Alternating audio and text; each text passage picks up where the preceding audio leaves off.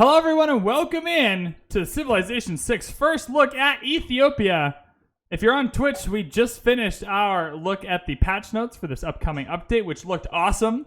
I'm very excited for the secret societies, and a little less excited, but still excited for anything new in Civ for the diplomacy district. I can't remember what it's called, which might indicate my excitement for it at this point, but it's new, and anything new is sick. Let's watch our first look at Ethiopia. I will try not to make this 6-minute video, or it's a 2-minute video. I'll try not to make it take half an hour.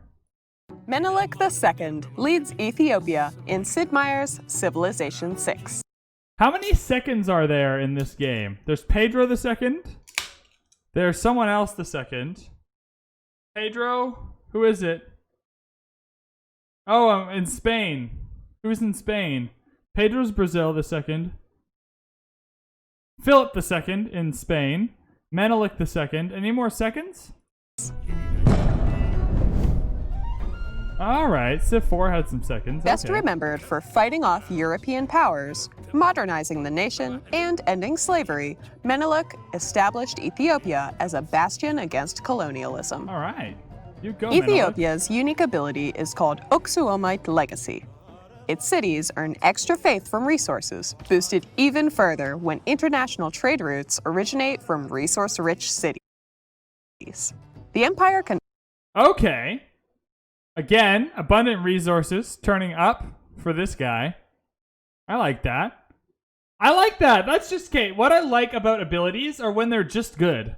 I don't want any, I don't want something to, I don't like the Maya where something has to be bad for something to be good. Like, her cities outside of 7 tiles or 6 tiles have to be bad for the ones within to be good.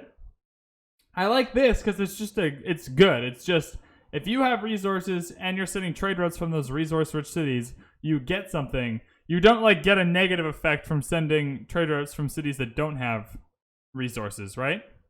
Can also purchase archaeological museums and archaeologists with faith. Oh, that's interesting. That's Ethiopia's nice unique unit is the Oromo Cavalry. This cavalry unit replaces the Courser. It has better combat strength and sight than the Courser, and receives no movement penalty from moving on hills. Ethiopia's tile improvement. Alright, so that's a good unique unit. I think it comes early enough. I like where it comes in the game, right?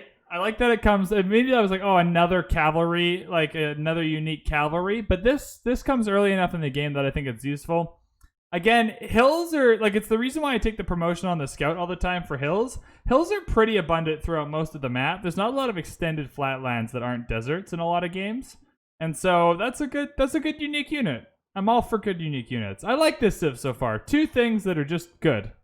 Not outstanding, but just good so far. The rock-hewn church can only be built on hills or volcanic soil.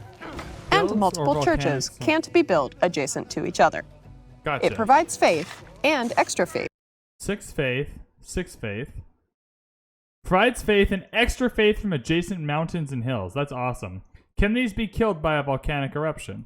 From adjacent mountains and hills. They can only be pillaged and not destroyed by natural disasters. There we go. Answer my Once question. you research flight, rock-hewn churches also produce tourism. Menelik's ability is called Council of Ministers.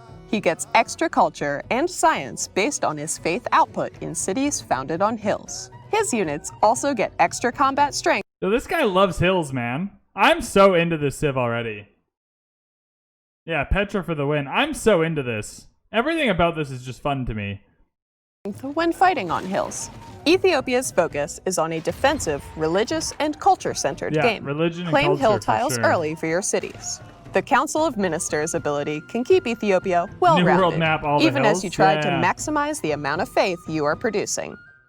If you don't win a religious victory, you can still use faith to purchase archaeologists. I like changes like that, where it's almost like a quality of life change that feels really good. Right, I'm super in on Ethiopia. This is exactly the kind of Civ I like, where it's pretty clear it's not crazy overpowered, right? But it's just fun. Everything about this just seems so fun to play.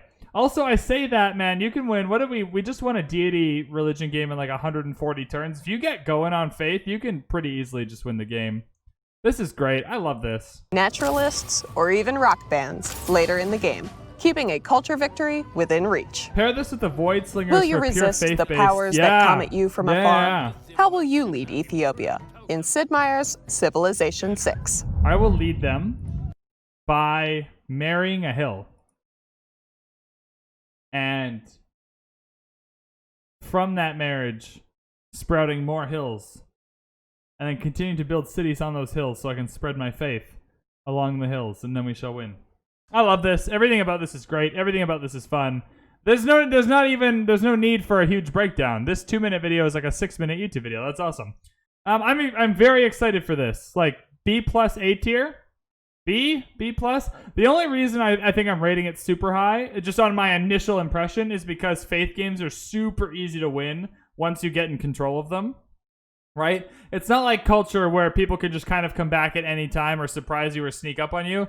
When you're doing a faith win, once you're in command and you've taken enough cities that people don't have a lot of holy site options to buy from anymore, you kind of just start running over the game a little bit. And so any civ that's really good at faith but has something to pivot to, in this case culture, is super great. Also, a lot of times faith and culture just go hand in hand. You kind of want one with the other. And so they're natural allies together. You're not fighting against it. So as you're going for a faith win, if that doesn't work, you can pivot to culture without really fighting against it at all. So I like everything about Ethiopia. Unique unit is a bit weak, but isn't that true for most civs? Most civs, their unique unit feels like, it's cool. It's nice to get if I'm going domination at that point in the game where they exist. But I think I feel the same about a lot of civs.